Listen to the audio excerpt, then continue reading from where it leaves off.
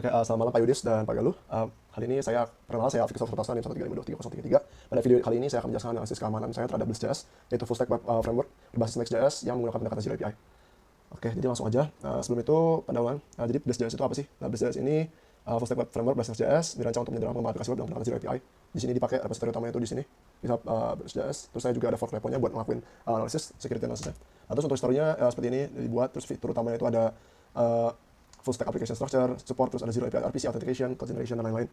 Nah, terus untuk flow penggunaannya kurang lebih seperti ini. Jadi developer membuat project menggunakan CLI Blitz dengan perintah Blitz new, seperti ini. Nah, terus CLI bakal ngasilin struktur project awal yang berisi konfigurasi aplikasi, routing, dan lain-lain. Terus aplikasinya itu bakal berjalan di atas Next.js. Jadi fitur routing middleware dari build proses bergantung pada mekanisme Next.js. Terus Blitz.js juga nyediain Zero API atau RPC layer supaya fungsi server dapat dipanggil dari sisi klien tanpa membuat endpoint API secara manual. Nah, terus pas development juga bisa lakuin proses tambahan seperti baca config project dan menghasilkan manifest. Lalu manifest itu bakal dibuat dari source code terus disimpan ke modules/blitz gitu. Nah, terus proses build development juga menggunakan dependensi, setable tool, dan ekosistem JavaScript sehingga dependensi vulnerability juga menjadi bagian dari attack surface. Nah, untuk attack surface sendiri di sini saya itu ada dua. Jadi yang pertama itu buat framework level itu di main repo-nya dari Blitz.js sendiri. Terus yang kedua itu adalah application level yang nanti kita bakal tes menggunakan DAS gitu. Jadi untuk framework level menggunakan SAS, static application server testing. Kalau yang DAS dynamic itu buat fokus ke hasil aplikasi dengan Blitz new seperti itu. Nah, oke. Untuk pertama ini aku bakal bahas yang CV yang udah pernah ada dulu, yang udah pernah terdeteksi. Jadi ada 3 CV, yaitu 2025, 2927, NVD, NEST. Ini basically Next.js Middleware Authentication Bypass. Jadi solusinya tinggal upgrade version Next.js. Yang kedua itu CV 2022, 46175, atau NVD, NEST juga. Ini JSON 5 prototype pollution via parse method. Ini solusinya juga upgrade JSON 5 ke versi 2.2.2 atau 1.02 ke atas. Nah, terus yang terakhir itu yang ketiga, CV 2026, 27, security, rollup 4 update file write via path traversal.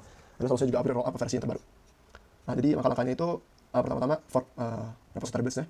Terus identifikasi kerentanannya itu saya kemarin pakai GitHub di Pandabot, jadi langsung muncul di sini di hasil yang saya scan. Nah, vulnerability-nya bisa dilihat di sini kemarin. Nah, habis itu baru analisis dokumentasi CVE-nya buat ngelihat proof of concept dan replikasinya. Nah, untuk yang pertama itu yang Next.js Middleware Authentication Bypass. Jadi kenapa fatal? Karena ya logikanya kalau autentikasi Blitz.js itu sebenarnya di middleware Next.js bergantung gitu. Jadi penyerang dapat ngirim header palsu buat ngelewatin tulisan middleware-nya, terus bisa akses endpoint yang seharusnya nggak terproteksi gitu. Nah, caranya itu ini langsung aja pakai Blitz my app name buat aplikasi Blitz.js baru. Terus kita buat di sini buat file middleware baru ya. Nah, terus baru tambahin file dashboard yang di protect middleware itu. Jadi kita coba tambahin file dashboard-nya sini.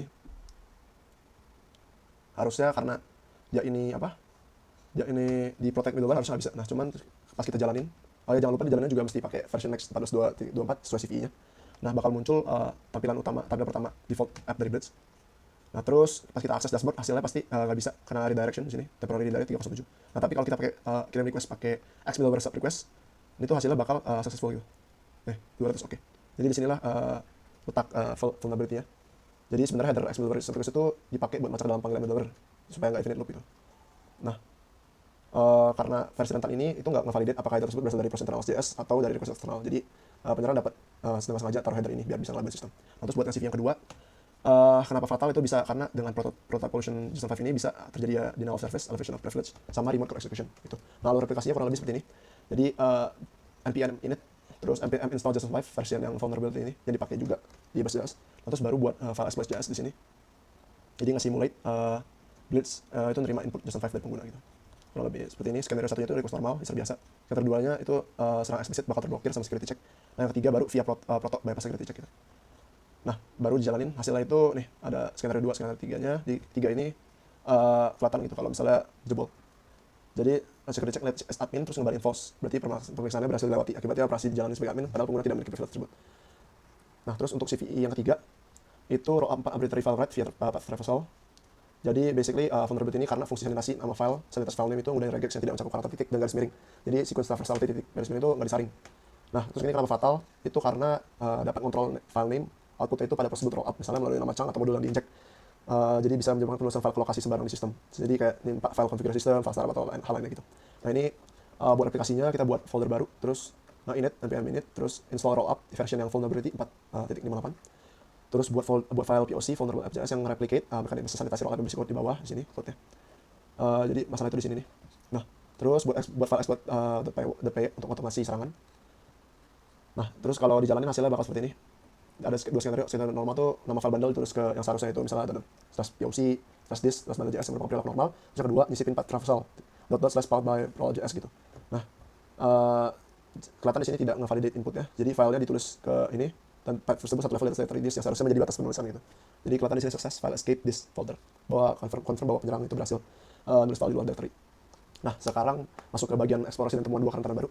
Jadi langkah-langkah penemuannya itu pertama kita nentuin attack surface tadi seperti yang saya udah bilang, ada dua di BuildJS itu. Yang pertama itu di framework level. Jadi di core repository-nya di sini. Terus yang kedua itu di application level atau generated project dari bridge-nya, dari hasil bridge-nya. Nah, untuk yang framework level itu kita fokus di SAS, Static Application Security Testing. Jadi bakal analisis source code tanpa jalan aplikasi. Itu menggunakan tools ini SameGrep. Jadi bakal ngelakuin pemindahan source code dengan SameGrep. Caranya itu cukup gampang. Mas setup GitHub Falls aja. Jadi SameGrep dari YAML isinya seperti ini. Nanti di push langsung kelihatan di GitHub Action-nya. Di sini code scanning. Nah ini SameGrep. Bentar. Nah SameGrep finding. Nah terus untuk ya ini fotonya. Jadi hasil awalnya itu ada 79 findings, tapi kategori yang penting itu ada eval detected, detected monitoring landscape, regXP, incomplete sanitation, patch join resolve traversal, sama detected JWT token. Ya, jadi seperti yang dikatakan di sini, 79 findings itu nggak yang semuanya vulnerability, nanti kita bakal analisis secara manual lagi. Jadi dipilih yang relevan sama yang dampak security-nya itu jelas gitu. Jadi SameGrep itu cuma buat petunjuk awal aja. Nah terus yang kedua itu SAST-nya juga pakai SonarCube. Jadi SameGrep juga dapat menggunakan SonarCube Cloud. SonarCube Cloud-nya ini buat tambah perspektif terhadap security issue, security hotspot, bug, smell, dan lain-lain. Jadi cara gampang tinggal pakai SonarCube yang cloud sini. Terus masuk pilih repo, terus bakal ngelakuin scan otomatis. Di sini kurang lebih. Nah, overview-nya bakal kelihatan ada security issue-nya, terus hotspots, sama yang ini yang kedua nggak terlalu relevan untuk maintainability issues. Nah, hasil analisisnya itu ada vulnerability terkait hard-coded credential, terus ada security hotspot juga ada beberapa terkait dynamic code execution, sama regular expression juga ada terkait pseudo random number generator gitu. Nah, ini ininya. Nanti finding ini juga bakal digabungin sama SameGrep, terus kita akan analisis manual secara manual gitu. Nah, terus cara yang kedua yaitu pakai Dust Dynamic Application Security Testing. Ini buat yang generated app menggunakan base new, jadi bukan main framework atau repo-nya. Di sini kita pakai OWASP Zap gitu, jadi ngejalanin secara lokal aja pm dev, terus ngatur proxy biar bisa diakses lebih gampang pakai Zap, terus ngejalanin Ajax Spider. Sini. Ajax Spider ntar bakal keluar alerts gitu. Nah, ya oke. Nah, terus bisa generate report juga, terus kurang lebih hasilnya itu seperti ini, ada CSP, missing anti-click jacking header, ada directory browsing, cookie only flag, dan lain-lain. Kurang lebih itu kayak kebanyakan misconfiguration sih, dan pastinya itu kayak udah bukan vulnerability baru gitu. Nah, terus yang ketiga juga ada software component analysis. Jadi di sini pakai OSV saya tinggal ngatur GitHub workflow-nya juga, nge-push, nanti langsung dicek di sini kelihatan. Nah, sini. Nah, tapi saya seperti yang kita tahu, OSV ini maksudnya SEA ini nge-scan kayak dependency. Jadi kurang lebih semuanya itu udah ada CVE-nya sih, jadi nggak bisa nemuin new CV atau new vulnerability gitu. Nah, baru yang terakhir itu analysis code manual. Jadi dari hasil SameGrep, SonarCube, dan OWASP Zap itu bakal dilakukan review gitu dari filenya, terus yang udah di highlight juga sama tools ini gitu. Nah, terus hasil findingsnya, jadi di sini bakal ada 3, true positive, partial true positive, atau context, sama false positive, kurang lebih dibagi jadi kayak gitu. Nah, terus ini findings yang dicek, jadi hasilnya itu ada berapa. Di sini ada eval detected pada config loader. Ini yang bakal kita jadi ini vulnerability bakal dibahas nanti. Ini dynamic code execution juga sebenarnya sama aja kayak yang tadi. Cuma ini penemuan dari SonarCube, ntar bakal dibahas. Nah, terus ini dari manual review. Ini ada root manifest code generation injection. Ini bakal dibahas juga nanti, ini vulnerable. Terus yang keempat ini ada detect non-literal regexp pada root manifest.ts. Ini juga bakal dibahas di ini vulnerable DT. Terus yang kelima ada regex berpotensi red dose. Ini juga sama sebenarnya kayak atas regex juga, tapi ini finding berdasarkan SonarCube. Ini bakal dibahas juga nanti. Nah, terus ini incomplete sanitation pada root manifest, ini false positive karena ini tuh nggak digunakan sebagaimana sanitasi security gitu. Ini cuma digunakan untuk parsing parameter root. Jadi false positive. Terus ini path join resolve traversal, ini juga false positive karena pada ini tuh sebagian besar path-nya pada konteks CLI, berproses generator atau project live local file gitu scanning.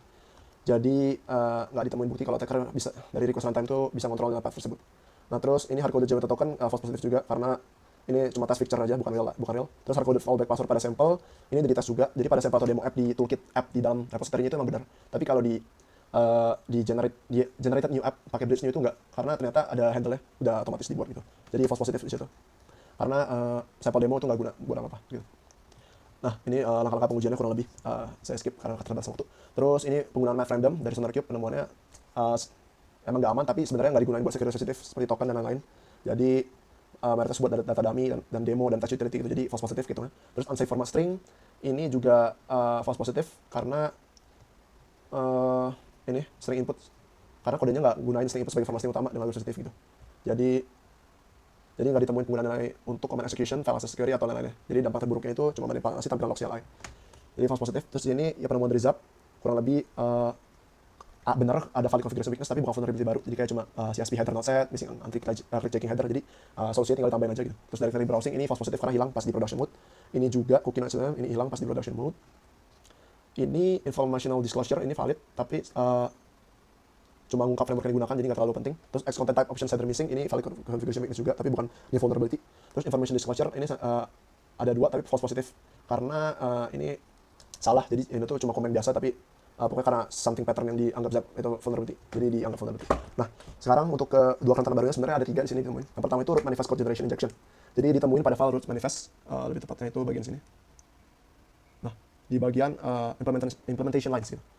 Jadi di bagian ini nilai path dari root dimasukkan langsung ke generated JavaScript string gitu. Jadi masalahnya nilai path-nya nggak diserialisasi atau di escape secara aman. Jadi kalau root path-nya itu mengandung karakter khusus seperti code, nilai tersebut dapat keluar dari string literal dan berubah menjadi ekspresi JavaScript. Nah, finding ini nggak muncul sebenarnya direct langsung dari alert dari SameGraph sama SonarCube, tapi sebenarnya SonarCube sama SameGraph sempat ada file root manifest ini, cuman pas dicek ternyata ada vulnerability ini gitu. Jadi dampaknya itu code injection pada generated root manifest. Jadi kalau attacker dapat ngaruhin root path atau structure file root dalam project, dia bisa nyisipin payload yang masuk ke generated JavaScript manifest gitu. Jadi dapat potensialnya kurang lebih ini, ada eksekusi JavaScript yang nggak diinginkan dan lain-lain.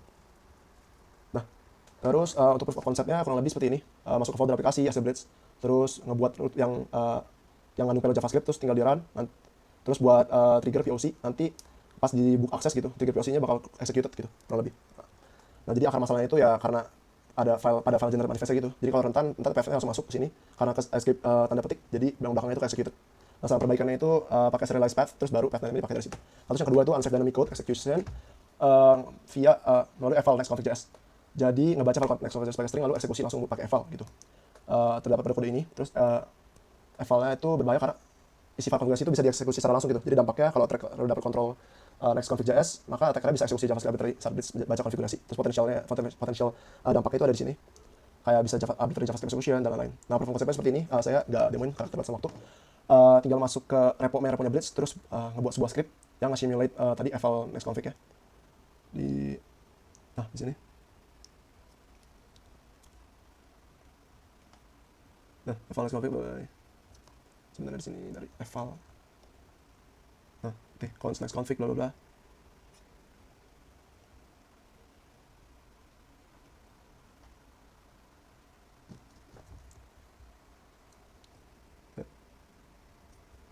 Nah,